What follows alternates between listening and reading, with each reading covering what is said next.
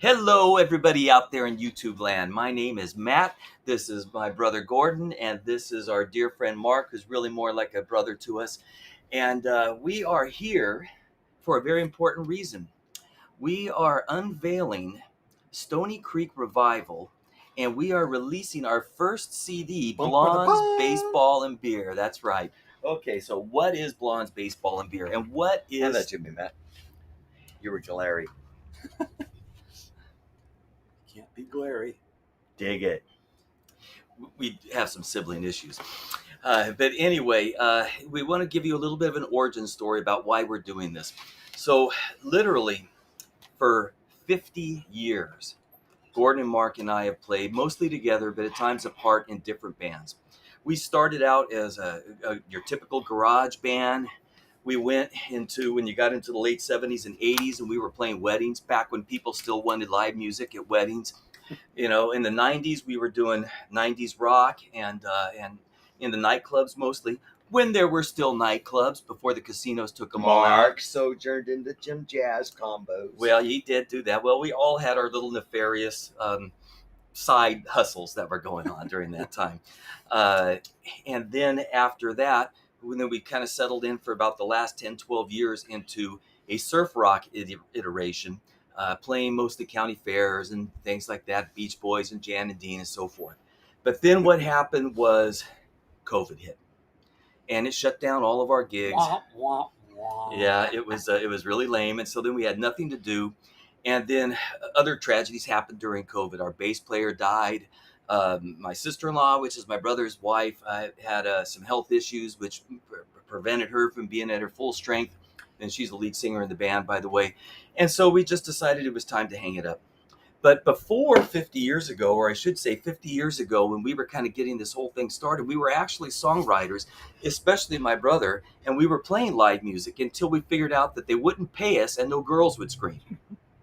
And so it took Glenn to do that for me. So Glenn, you're going to find out about Glenn a lot going through here. He's our cousin. He was a big part of it, and we lost him during COVID either. But he didn't get out with COVID. He got out with a heart attack.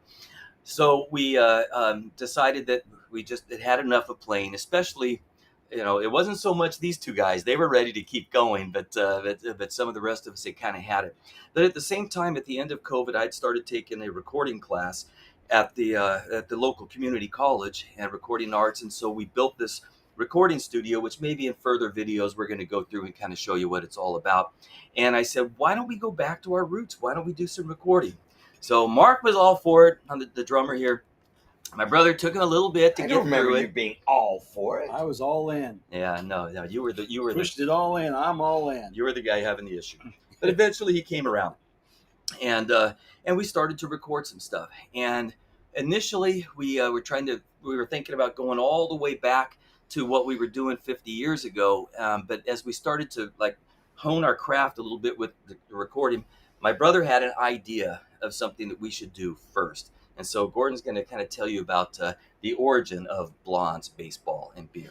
So 52 years or so ago, we had an uncle Walt, and he was a confirmed bachelor, and he loved baseball, and he loved music, and he loved beer. And he especially loved beer, Mark. And you forgot the Blondes, because even though that's a given. He was a bachelor, but didn't mean that he didn't. Anyway, yeah, and so he was a songwriter, but none of his brothers and sisters knew about it because he was embarrassed about it, thinking that they would demean him. But he shared it with me when he found out that I was taking guitar lessons, and I didn't know much about how to write a song, but I guessed a few EAB7 type things and wrote these songs for him. Put music to them, adjusted the lyrics a little bit, and we made a few recordings of them. But we were young ourselves; we really didn't have it together. And then they sat and they languished for years. And so when Matthew started and Mark started thinking about doing this, let me just just for a second. So when he says that we didn't really have it together, because we actually recorded most of these songs 50 years ago, in a barn that our father owned with a cassette recorder in the middle of the room, and they are horrible. They are so bad. And so Gordon was like saying, we need a second shot at doing these songs. Mulligan, do-over. I really thought that this could be, we're all Beatle fans, and I really thought, what this could be, or even Elvis fans, our Sun records, the early. Let's start out with Uncle Walt. Let's honor him. Let's dignify the songs that he wrote, because they were really good in the genre that he was writing in, and we never really gave them the attention that they needed, because we had our own songs and things of that nature. So we got together and we put it together in a way that would honor him, dignify the writer that he was, and we all kind of came into it like, okay, we need to get through this. We'll learn our craft, especially Matthew. He was learning, getting some college classes on engineering and producing and that sort of thing. And so we figured, well, we're better to start than Uncle Walt, which we didn't have as much of an emotional investment in. And then we could take that and then build upon it with our own recordings. What we found out was we had a great time. Revisiting these old tunes, we were free to kind of do whatever we wanted to, because we're not really country guys. I mean, we were all raised with country backgrounds with our fathers, and we all like country in a certain degree, but we were kids of our time. We like rock and roll, especially early rock and roll with me, with the Beatles. But that's our foundation, was the Beatles. Then we moved forward. There you go, right there.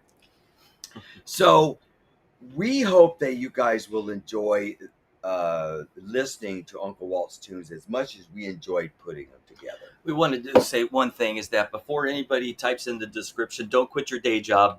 You guys are lousy. We are fully aware that we are not professional musicians. We're semi-pro. I mean, we've been playing for a long time, but we're not pro, and our recording equipment is a good home studio setup, but it's not, it's not the record plant, it's not Westlake Village. It's probably Sun Studios, 1954. It probably is. But I think we also found that we became emotionally involved in these songs. Most of them are funny, but some of them are quite poignant.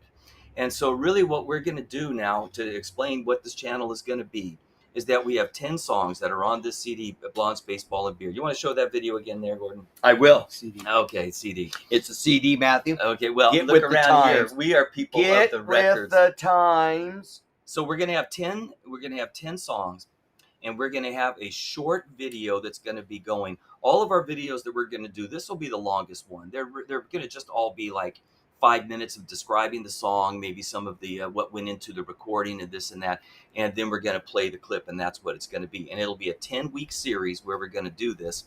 And then if it gets any traction, then we might go into some other things, some of the jazz music that Mark and I especially love that I've recorded, and then maybe into some of the other stuff that we've done. So we're hoping that this is going to be the start of a very lengthy process of short videos. So, and if you like it, give us a thumbs up. Subscribe to us. We have our own channel.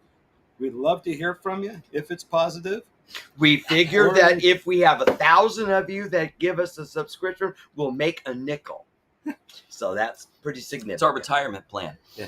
So what we would also like to encourage you to do is to, I forgot what I was going to say. So I'm not going to encourage you to do anything except that maybe we can describe now the first song that we're going to play. Let's stop the video. I think there should be a... Can I still have a beer? Why, certainly.